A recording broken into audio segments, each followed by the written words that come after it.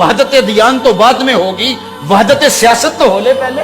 وہاں تم اپنے لیڈر کے لیے مر جاتے ہو، اور اسلام کوئی یتیم مذہب ہے؟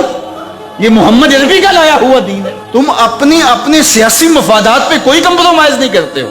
تم کہتے ہو چرچ میں نماز پڑھنے دیتے ہیں، اور وہ جوتے اتار کے نہیں جانے دیتے۔ او میاں، وہ تمہارے لیے ایک کھلونا رکھا ہے، تمہیں بہلانے کے لیے، تمہیں ورغلانے کے لیے وہ رکھا ہوا ہے۔ وہ تو چرچ فروخت کر دیتے ہیں، تو آپ مسجد فروخت کر دیں گے؟ گزشتہ دنوں پاکستان کی قومی اسمبلی کے اندر ایک مندر کی تعمیر کے حوالے سے جب بات چلی تو ایک صاحب نے کہا کہ کسی دین پر کوئی برتری حاصل نہیں ہے کہ میں مغرب میں ایک گرجا گھر میں نماز پڑھی ہے اور انہوں نے مجھے اجازت دی ہے۔ وہ تو چرچ فروخت کر دیتے ہیں، تو آپ مسجد فروخت کر دیں گے؟ وہ اپنا دین ترک کر چکے ہیں، وہ تو ان کی خواہشات کا مجموعہ ہے، تحریف راہ پا چکی ہے، اور انہوں نے ان خواہشات کے نتیجے میں جو مل بیٹھ کے فیصلہ کر لے اس میں وہ اپنی عبادت گاہ کو بیچ دیتے ہیں۔ تو کیا ہم اپنی عبادت گاہ کو بیچ سکتے ہیں؟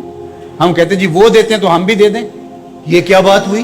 اگر آپ نے ان کی رواداری دیکھی ہے تو ذرا اس کو اپنے سیاسی کلچر کا حصہ بنائیے۔ مسلم لیگ کے دفتر جو ہیں وہ تحریک انصاف کے لیے کھول دیجئے کہ آپ یہاں اجلاس کر سکتے ہیں، اور تحریک انصاف سے کہیے گا کہ وہ پیپلز پارٹی کے لیے ان کو کہیے گا کہ آپ نون لیگ کے لیے اپنے دفتر کھول دیجئے۔ وحدت دیان تو بعد میں ہوگی، وحدت سیاست تو ہو لے پہلے۔ تم سارے مسلمانوں ایک ملک کے رہنے والے ہو تو پتہ چلے جی یہ بڑے وسیع و ظرف ہیں۔ وہاں تم اپنے لیڈر کے لیے مر جاتے ہو، اور اسلام کوئی یتیم مذہب ہے؟ یہ محمد عربی کا لایا ہوا دین ہے۔ تم اپنے سیاسی مفادات پہ کوئی کمپرومائز نہیں کرتے ہو۔ یہ کیا تمہارا فلسفہ کہ انہوں نے اپنے چرچ میں اجازت دے دی تو ہم بھی دیں گے؟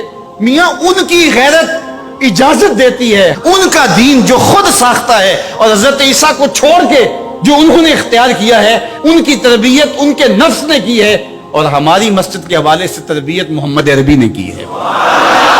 ہمیں تو یہ بتایا گیا مسجد تو مسجد رہی، مسجد کے اندر جو ٹوٹی ہوئی چٹائی ہے آپ اس کو بھی نہیں بیچ سکتے۔ باقی وہ آپ کے لیے یا دو چرچ کھول رہے ہیں اور کہیں کہ وہاں نماز پڑھیں۔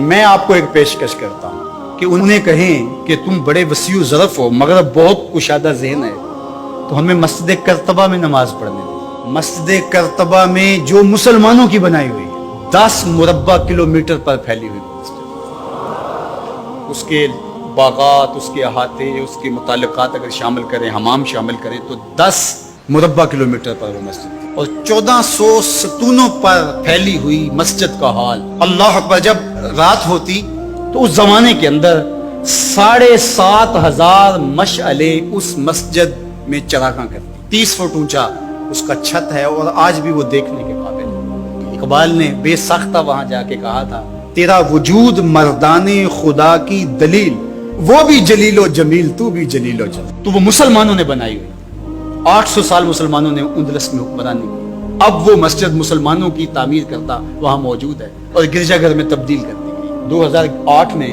مقامی مسلمانوں نے پوپ کو درخواست دی کہ جس رواداری کی، مذہبی رواداری کی آپ بات کرتے ہیں، اس رواداری کو قائم کرنے کے لیے ایسا کیا جائے کہ ہمیں بھی اس مسجد میں نماز پڑھنے کی اجازت دی جائے۔ یہاں گرجا گھر ہے، تصویریں لگی ہوئی ہیں، اور وہ آ کے عبادت کرتے ہیں عیسائی، تو ہم بھی ایک گوشے میں عبادت کر لیا کریں۔ مغرب جس رواداری کا پرچار کرتا ہے اس کا عملی ظہور ہو جائے، لیکن پذیرائی نہیں بخشی گئی۔ کہاں گئے وسیع و ظرف؟ تم کہتے ہو گرجوں میں نماز پڑھنے دیتے ہیں، تو وہاں 2 رکعت پڑھ کے دیکھو۔ 2011 میں اللہ نے توفیق دی تو مجھے شوق تھا کہ میں مسجد کرتبہ دی، بچپن سے پڑھتے آئے، مسجد کرتبہ کی یادیں خیالوں میں نقش تھی۔ جب میں وہاں پہنچا تو وہ دروازے پہ بتا دیتے ہیں کہ یہاں نماز کی اجازت نہیں ہے۔ اب وہ مسجد جہاں قدم قدم پہ اہل علم اور اولیاء کے پیشانیوں اور سجدوں کے نشان موجود ہیں، اب مجھے تو گوارا نہ ہوا کہ میں جوتا پہن کے جاؤں، تو میں نے جوتا اتار کے ایک سمت رکھ دیا اور مسجد میں داخل ہوا، تو سیکورٹی کے لوگ میرے پیچھے بھاگے اور کہنے لگے کہ آپ یوں نہیں پھر سکتے۔ میں کہا کیوں؟ کہتے آپ نے جوتے اتارے۔ تو وہاں تمام مذاہب کے لوگ آتے ہیں، آپ جانتے ہیں کہ ان کے لباس بھی مختصر ہوتے ہیں، تو میں نے کہا انہوں نے تو لباس بھی نہیں پہنے ہوئے تو مجھے اس کی اجازت دیتے کہ میں جوتا اتار دوں، انہوں نے لباس اتارے ہوئے۔ تو وہ کہنے لگے جی نہیں۔ میں نے کہا مجھے بات سمجھاؤ کس طرح۔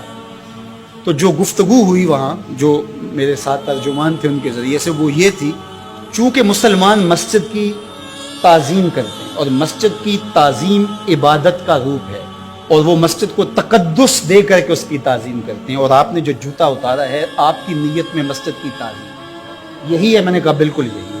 یہاں بڑے بڑے مشائخ اولیاء بیٹھتے رہے تو کس طرح میں اپنے جوتوں سے فرش کروں گا؟ تو انہوں نے کہا جی ہمیں اجازت نہیں۔ تو ان سے بہت کہا، لیکن وہ کہنے لگے یہ ہو ہی نہیں سکتا۔